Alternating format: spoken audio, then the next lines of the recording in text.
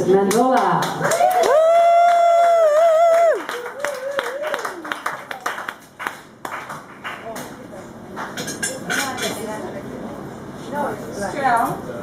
Stroud. What? Can you see through my skirt? No. Darling, no, not at all. Are you serious? Yeah. Come on, how do we do that? I'm trying. I'm trying to see through your skirt, but I can't. Embarrassment if you could. We feel completely ripped off. Where's your see-through skirt?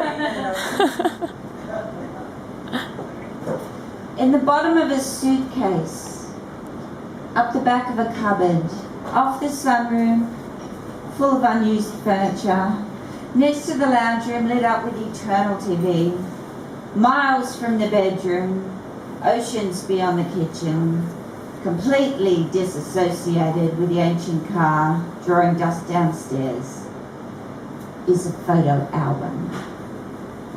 On one of the pages, slipping out sideways, all the stickiness of its plastic cover rotted away, there's a school picture of a class. And up the back between all the boys is a tall, gawky girl with very bad hair. But her eyes are glowing a brilliant Aussie blue, and her smile is full of hilarious anticipation. Years away from her, across miles of open sea, through eloquent accented lands, stopping in cities, first one, then another, until they were all familiar. In flats, caravans, artistic warehouses, political squats, share houses, the back seat of an unregistered Holden, the doorway of a sister's passage, somebody else's studio space by day, on the side of the road with the wrong driver, at the Housing Commission office, waiting room, outside of a small city way down in a valley in an old wooden house with a garden gone berserk, is the same girl. With green, spotted eyes that drip feed the information through the screens. Hair so long it snagged a few men, who soon combed out on fine hair washing day. And all the boys next to her in the photo grew up and had decent jobs, bought houses, were married and staked their claim like huge billowing flags driven into tiny piles of dirt.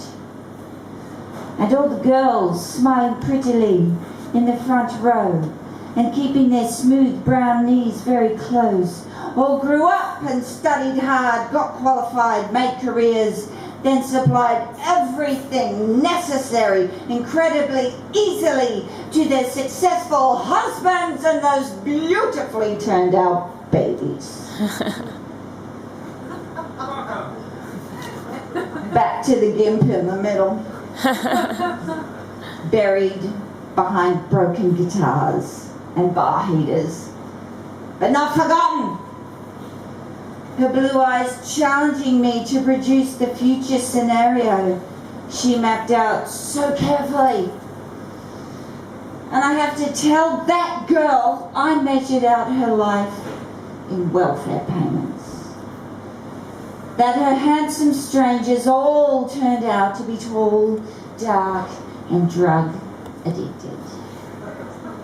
That she grew up to be a terrible waitress. And there wasn't a pony in sight. She managed one kid alone, whom she adores, but she's scared. And if there is any way of getting back on the right track, tell her where, and she'll be there with bells on. Oh! With stylish, flat-heeled shoes on. With spotless eye t-shirts and a hairdo neat, strict and styled. With a curriculum vitae willing to rehabilitate. With a body that fulfills contractual mutual obligations before it decides to procreate. With clean undies for every day of the week. With wine racks, 3-year-old motor vehicles, 40 TV channels, and we're always on the ABC. with tracksuit pants for power, walking around the golf course with my administrative homeowning friends. I will make sure my child is immunised and I will feed him out of tins. I will buy great leather furniture and sing like Celine Dion. I'll put down all my mongrel animals and get an architecturally compatible tank full of tropical fish. I won't recite poetry in polite company. I'll just smile smugly and say to Talon I'm too busy achieving financial supremacy to miss. I'll wish the Liberal Party joy. I will always smell like a Nordic waterfall. I'll wear more makeup, much more subtly, and get collagen beads under my liver lines. I'll flush the toilet blue and unnecessarily. I'll eat white bread, wheat, lactose and meat, shove them all in the micro kitchen and nuke the fucking lot.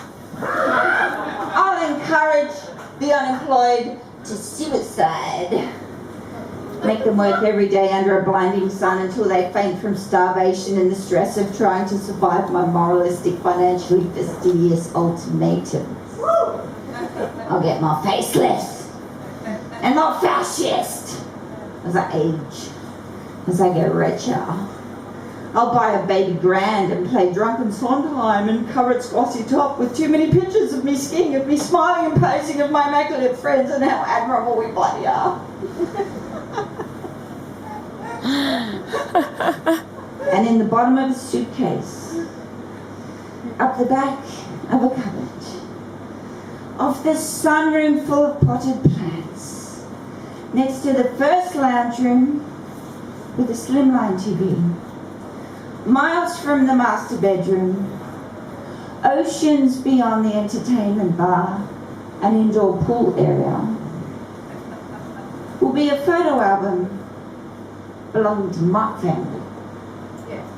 Small aging Polaroids, gypsy grins and mongrel dogs, bareback ponies, burning fires, and guitars wearing their hot tickets like badges of honour. And a school photo of a girl up in the back row with the boys whose hairdo was a shocker.